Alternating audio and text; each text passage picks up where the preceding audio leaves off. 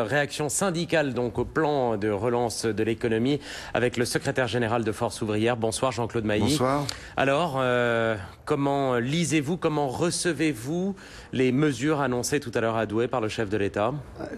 Un plan de relance aujourd'hui dans la situation que nous connaissons, qui est une crise structurelle, une crise de système, nous ce qui nous semble, c'est qu'il doit fonctionner sur deux jambes. Il y a une jambe effectivement qui doit porter sur l'investissement.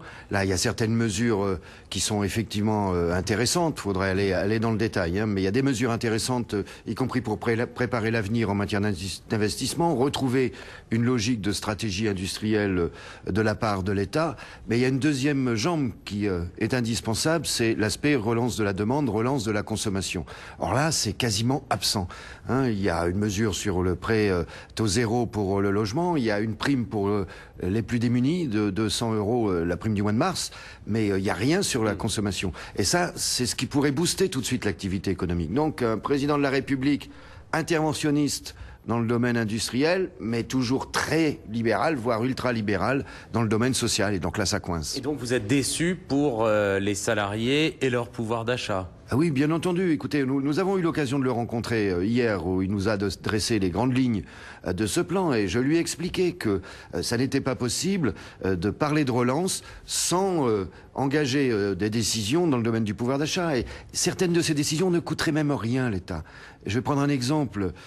Conditionner toutes les exonérations de cotisations patronales, qui représentent aujourd'hui 32 milliards d'euros par an, à l'existence d'accords de salaire dans les entreprises. Ça ne coûte rien, mais même ça, ils ne veulent pas le faire. Peut très bien donner un coup de pouce au SMIC. Voilà, ce sont des mesures où renégocier un peu dans la fonction publique. Ces mesures-là, c'est non. Les réponses sont non sur ces questions-là. Jean-Claude Mailly, le raisonnement qui consiste à dire l'investissement va permettre aux entreprises de travailler et donc de mieux payer éventuellement les salariés, vous n'y croyez donc pas? C'est un peu demain on rase gratis, quoi. Hein. Je veux dire, c'est faut toujours, d'une certaine manière, je préfère sur l'investissement, mais d'une certaine manière, ça me rappelle le théorème de Monsieur Schmitt, qui était chancelier allemand. Les profits d'aujourd'hui font les emplois de demain. Bon, on a vu ce que ça a donné. Hein, donc c'est toujours renvoyé à demain pour les salariés. Hein, il suffit pas, par exemple, de faire un contrat de transition professionnelle, de l'élargir. Ça, on est d'accord, mais encore faut-il à la fin trouver un emploi. Hein, là, il y a vraiment, c'est un plan très déséquilibré. Et est-ce qu'il va relancer l'économie, ce plan de relance, d'après vous? Écoutez, d'abord, il faut bien mesurer qu'il y a un aspect dont on ne parle pas beaucoup. Bonne partie des fonds que vont engager l'État, c'est des fonds par anticipation vis-à-vis des entreprises. Ça veut dire quoi? Ça veut dire que les banques ne prêtent toujours pas et que la liquidité ne circule toujours pas. Donc c'est l'État qui va avancer de la trésorerie aux entreprises. Alors on va voir si ça a un effet. Mais si la consommation est à la traîne derrière, si les gens n'ont pas le moral parce qu'ils ont peur de perdre leur emploi et que leur pouvoir d'achat se dégrade, c'est pas aussi évident que ça, sans parler du contexte international. Oui, donc pour vous, c'est pas sûr, hein? Ah non, c'est pas gagné. Un mot du résultat des prud'hommes, déçu pour Force ouvrière? Écoutez, j'aurais préféré autre chose, c'est évident.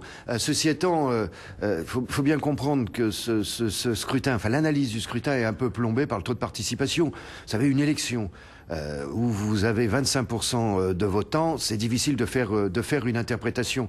Alors il y a des évolutions qui sont mécaniques, c'est un peu la prime à celui qui est le mieux implanté dans les entreprises. Donc en plus, je le dis clairement, on n'a pas encore tout analysé, mais par exemple, nous on a vu qu'il y a un paradoxe concernant FO.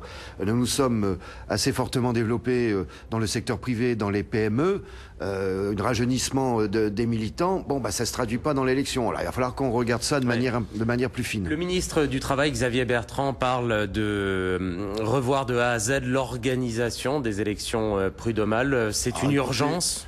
Urgence, non, dans la limite où les prochaines, c'est pas tout de suite, mais il faudra travailler là-dessus. Effectivement, on peut pas continuer à faire un scrutin où, pour des raisons XY, c'est parfois très complexe. C'est aussi le sentiment pour beaucoup de salariés que les prud'hommes, c'est un peu comme l'hôpital, quoi. Vous n'êtes pas malade, vous voulez pas en entendre parler, mais vous voulez qu'il existe. Les prud'hommes, vous n'avez pas de problème avec votre patron, vous voulez pas trop en entendre parler, mais vous voulez qu'ils existent également. Mais un scrutin à 25%, les interprétations sont très compliquées à faire, que ça n'a plus de grand sens. Et même l'interprétation, dernière question, Jean-Claude Mailly, qui consiste à dire que les syndicats les plus durs ou les moins réformistes ont tiré leur épingle du jeu, ça... Non, je n'y crois pas. Vous n'y croyez pas non plus? Non, mais pourquoi? Parce que quand je dis une organisation comme la CGT, par exemple, bénéficie qui a plus d'implantation que les autres. Quand vous avez un taux de participation plus faible, celui qui est le mieux implanté en tire profit. Si vous prenez Solidaire, ils ne présentaient pas de liste. Ils en ont présenté beaucoup. Il y a un effet mécanique. C'est plus des effets mécaniques de ce plan-là. Merci Jean-Claude Mailly d'avoir été dans le 18-20 d'ITélé. On aura donc bien compris que pour vous, le plan de relance qui aurait dû marcher sur deux jambes ne fait que claudiquer sur une seule, à savoir la relance du côté de l'investissement et des entreprises et rien donc du côté du pouvoir d'achat et des salariés. Rien ou pas assez en tout cas. Merci encore. Merci à vous. À suivre le rappel des titres de l'actualité et le JT.